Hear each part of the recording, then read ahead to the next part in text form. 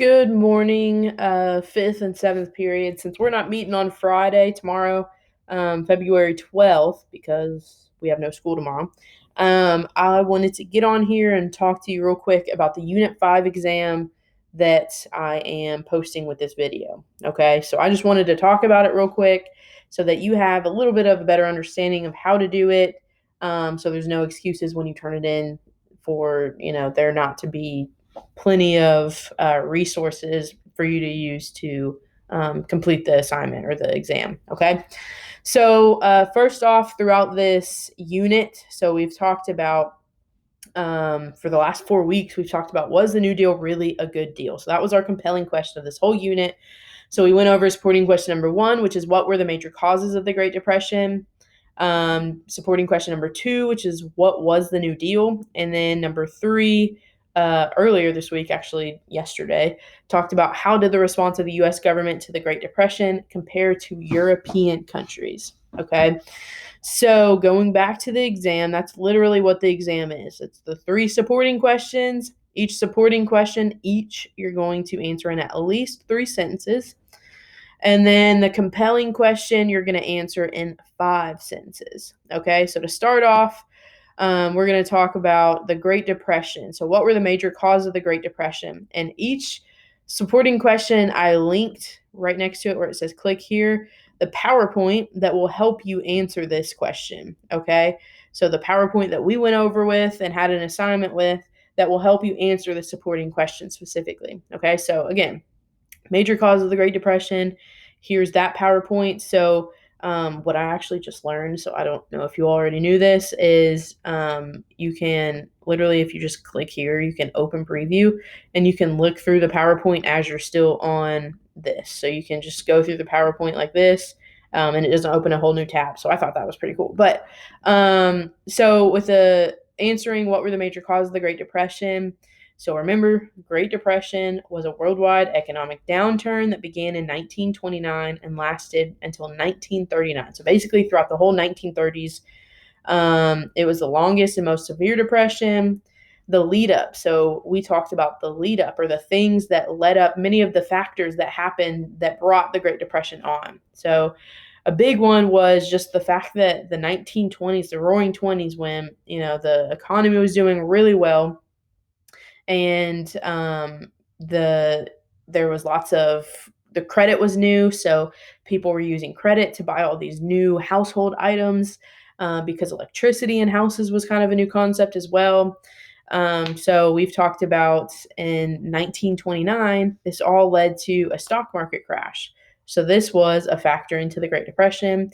Also, struggling farmers. Farmers were really struggling because they were overproducing. Lots of debt with all the credit that was happening. Lots of people went into debt. Overproduction of farming and factories was happening. And then a huge one that happened was the banking system. Okay, the banking system failed, and this led thousands of banks to close, people losing their savings, corporations going under, not being able to employ as many people, not being able to pay people as much. So all of these things were a lead up into the Great Depression in the 1930s. Okay, so when we talk about the major causes, you can use a lot of these. So that's right there is a couple sentences, okay, that you can talk about. You can talk about the government involvement, because at the beginning of the Great Depression, Hoover was in office and he wasn't doing too much with government involvement to help. He wasn't trying to employ people as much, okay? And then crime, we've talked about how everyone was struggling. So crime actually kind of decreased because everyone was struggling. So people didn't want to make life worse for others. Prohibition happened, and FDR actually, once he won over Hoover in the middle of the Great Depression, like we've talked about, he brought the New Deal and all of that, but prohibition was another thing. He wanted to end prohibition so that the sale of alcohol was now legal, bringing money into the economy. We talked about Great Depression city life. Talked about Hoovervilles, which were shanty towns where homeless people lived, built shacks. They would go to soup kitchens to get their free soup and bread. And this is talked about because so many people were homeless and unemployed during this time. Great Depression with farm life and the Dust Bowls. Okay, so all of this is stuff that you can talk about for sporting question number 1. All right, that's a lot of stuff to put in that you can talk about. So there's no excuses to not have 3 sentences. Okay. All right, so moving on to sporting question number 2. What was the New Deal? So again, you can click here, open preview. So here's the New Deal intro. So like we talked about, in the middle of the Great Depression in 1932, there was a presidential election. This was Hoover against FDR. People weren't happy with Hoover because, again, Hoover didn't have too much government involvement. So FDR ended up winning his presidency with this idea of bringing the New Deal to the economy. And this New Deal brought lots of programs to try to bring the U.S. out of the Great Depression. So trying to employ people, as many people as possible, trying to help the banking system, and so on. All right. So what was the New Deal? I just told you like super quickly, but also this PowerPoint will help you. So it was to bring the US out of the Great Depression. So you could talk about how the New Deal was going to bring the 3 R's of the economy. So that was the main point in the New Deal, bringing the 3 R's of the economy. So relief, recovery, and reform. So that's an easy sentence right there. The New Deal brought a lot more government involvement, specifically compared to what Hoover was doing before this.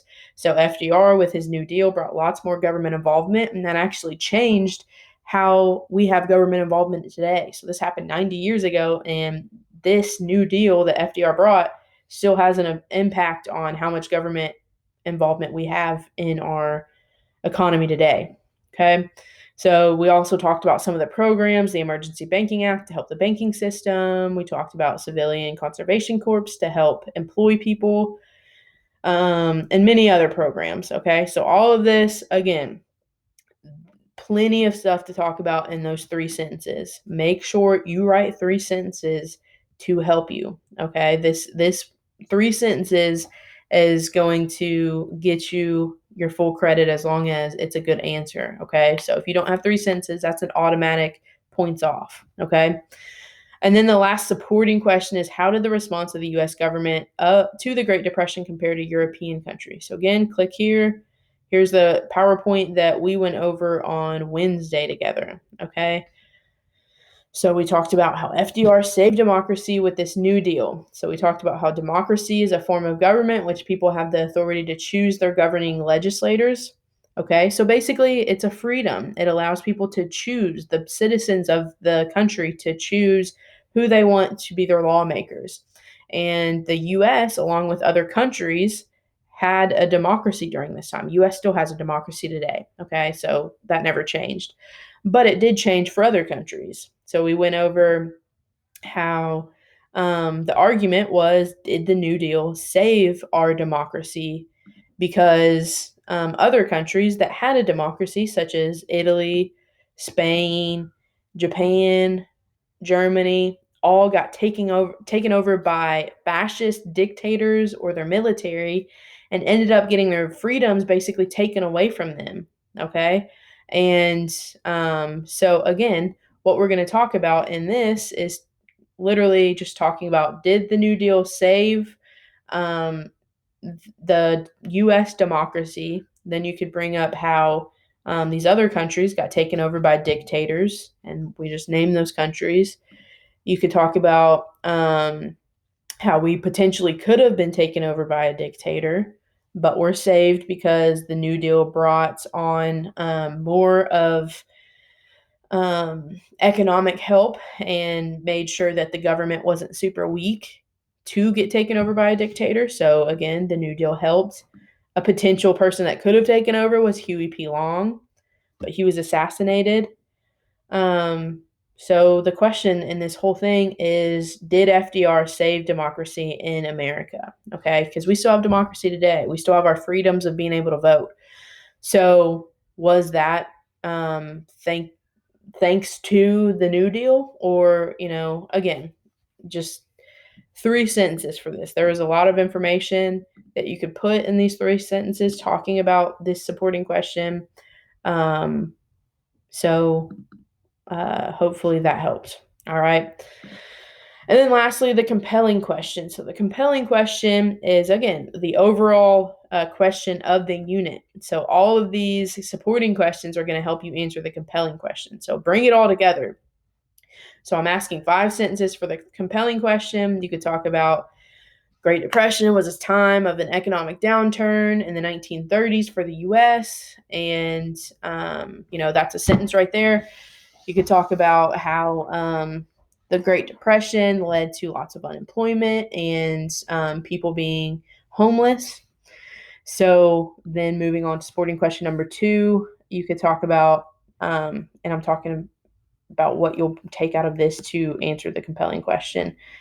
You'll talk about from there, the New Deal was brought to the economy to help the U.S. get out of the Great Depression. This helped to give people jobs and to and help the banking system that was failing at this time. So that's a couple sentences right there. Then you could go on to talk about how FDR potentially saved our democracy and getting taken over by a dictator, becoming a fascist government with his New Deal and so on. Okay, so that's a bunch of sentences right there. Okay, so again, guys, I know I'm kind of talking fast and I'm just trying to not make this video super long, but I just want to make sure you all know how to do this. If you have any further questions past this, ask me, just private message me, email me, whatever it is.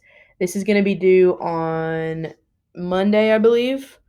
Okay, so again, 1, 2, and 3, make sure each of these are at least 3 sentences, and then the compelling question, at least 5 sentences.